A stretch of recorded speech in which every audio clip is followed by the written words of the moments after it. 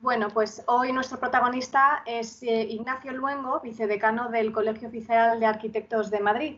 Buenos días, Ignacio, ¿qué tal estás? ¿Qué tal? Muy bien, Idoia. Vamos Encantado a de hablar estar con un vosotros. poquito, vamos a hablar un poquito de arquitectura, de cómo habéis llevado desde el Colegio de Arquitectos de Madrid toda esta situación de la crisis sanitaria, del COVID. ¿Cuáles han sido las mayores inquietudes que os han trasladado los profesionales durante todo este tiempo?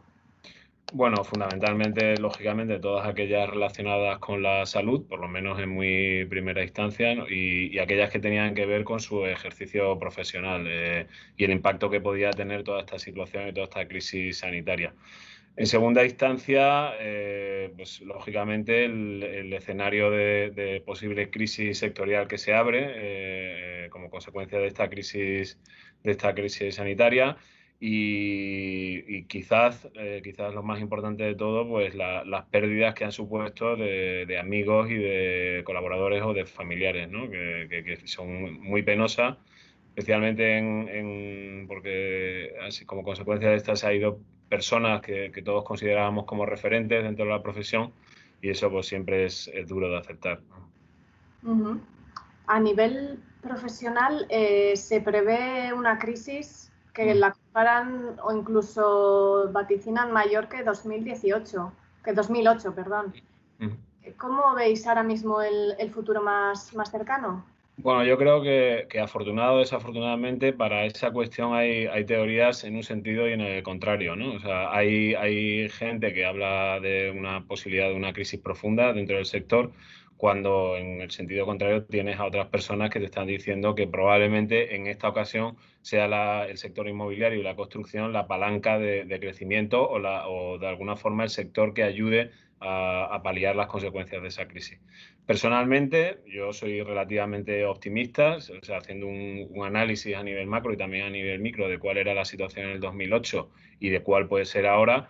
Evidentemente, lo que parece es que va a haber muchísima más liquidez en el mercado. Es verdad que en la medida que dependemos de la capacidad de endeudamiento de las personas que adquieren vivienda, pues eso va a tener una incidencia muy fuerte, pero en el lado contrario, creo que las empresas están mucho más saneadas que en aquel momento, especialmente las empresas inmobiliarias, con un grado de exposición a la deuda mucho menor y con unas capacidades de reinventarse también mucho mayores, ¿no? O sea, se está hablando mucho del tirón que estaba teniendo, por ejemplo, la vivienda para compra-venta y los modelos parece que están virando hacia modelos de uso más que modelos de propiedad, ¿no? O sea, vivienda en alquiler, residencias o viviendas tuteladas, residencias para estudiantes, ¿no? Yo creo que es donde está el foco y la esperanza de que esto no se acabe convirtiendo en lo que sucedió en 2008, por lo menos a nivel sectorial. Uh-huh.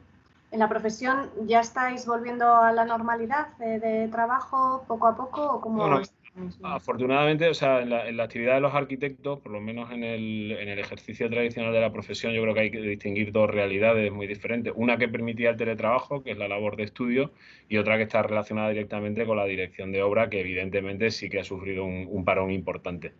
Yo creo que la actividad de proyecto y de trabajo de estudio no se ha abandonado en ningún momento. De hecho, yo te diría que nosotros dentro del colegio manejamos indicadores adelantados, como puede ser el impacto que ha podido tener en la actividad de visado.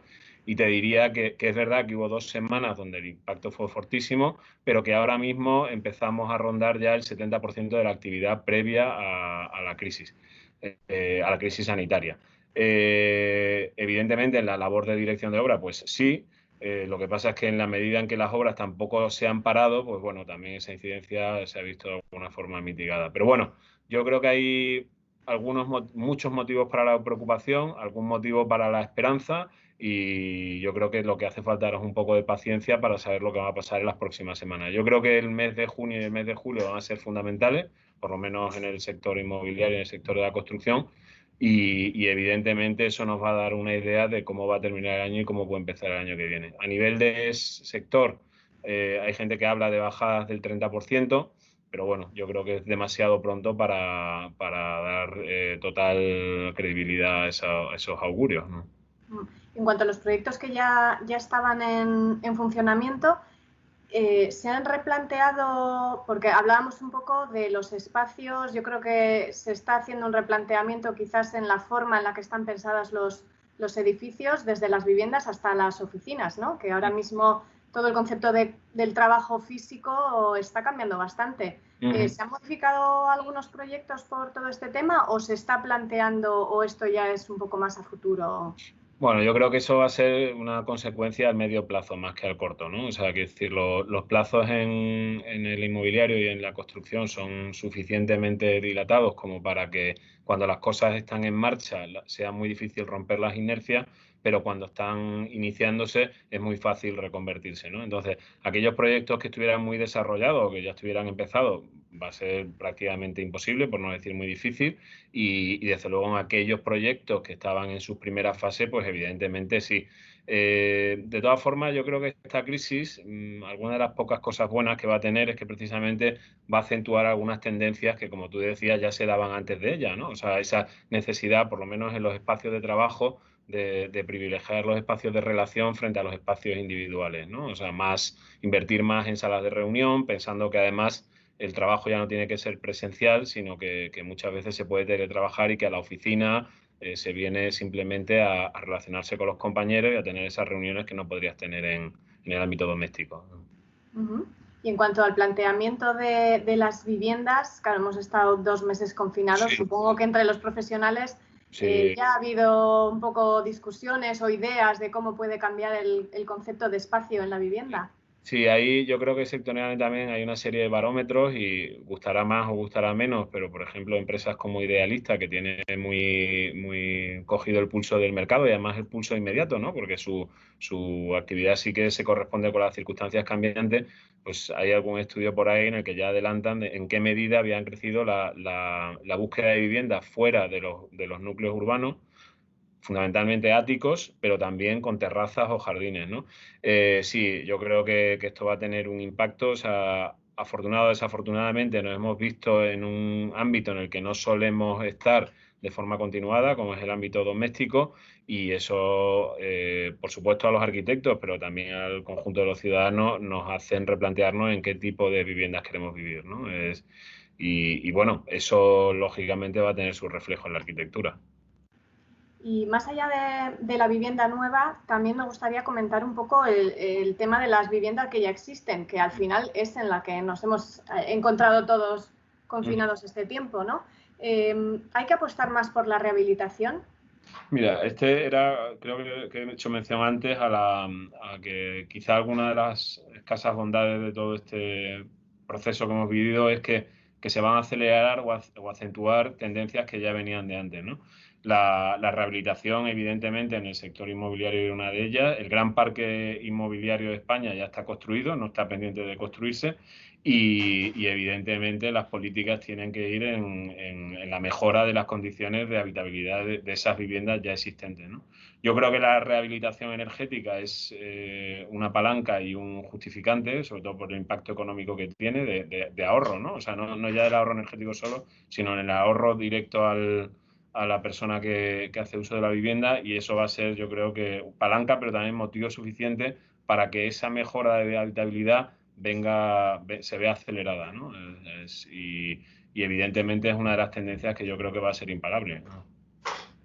También te quería preguntar, tengo entendido que desde el COAM estáis trabajando con las instituciones y otros colectivos en un plan estratégico de cara a la ciudad de Madrid, ¿no? ¿Qué puedes comentar de este plan? Sí, quiero decir, afortunadamente, tanto en el ayuntamiento como en la comunidad, eran cuestiones en las que se venía trabajando previamente, por lo menos en relación al Colegio de Arquitectos. Y bueno, pues desde luego esto, si lo vemos en términos de oportunidad, pues ha servido para que esos procesos se intensificaran y se llevaran adelante, ¿no? En el caso particular del ayuntamiento, me consta que va a haber una presentación formal la semana que viene, por tanto le corresponderá a ellos de alguna forma trasladar las conclusiones.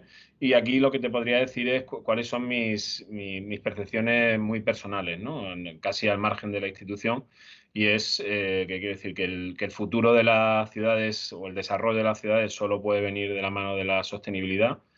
que si hay coches, que es una cuestión que se pone en duda, en cualquier caso serán coches eléctricos, y que yo creo que como consecuencia de esta crisis sanitaria, y como ya ha pasado antes en la historia, ya pasó en París y pasó en la Roma imperial, se va a hablar, o sea, en el futuro de la ciudad se va a hablar en términos de densidad de población, ¿no? Quiero decir, es verdad que, y desafortunadamente las estadísticas son frías, pero acompañan a este tipo de análisis, que si bien la densidad favorece determinados modelos de relación, pues también favorece la expansión de pandemias como esta, ¿no? Y entonces, bueno, pues habrá que trabajar en el equilibrio de la ciudad en la que queremos vivir, en la que estamos acostumbrados a vivir, en la que casi cada barrio funcionaba como una célula autónoma, y lo que nos podemos permitir de cara al futuro, ¿no? ¿Y cuál va a ser el papel de los arquitectos y de vuestro colegio en esta nueva realidad, ¿no? En el Madrid del futuro? Bueno, yo creo que si hay algo que caracteriza a los arquitectos es su resiliencia, ¿no? Y su capacidad de adaptarse constantemente, ¿no? O sea, yo creo que es una virtud casi congénita. Yo no sé si es fruto de algo que tenemos que nos lleva a estudiar esa carrera, o que es consecuencia precisamente de los estudios que hacemos, ¿no? Pero desde luego, si hay algo que caracteriza a los arquitectos, es su capacidad de reinventarse y de diseñar y de inventar un futuro que todavía no existe, ¿no? Entonces, es verdad que va a ser muy duro, o sea, todavía no hemos sido capaces de amortiguar completamente el impacto de la crisis anterior, pero bueno, tratando de establecer una visión optimista sobre los problemas, pues desde luego,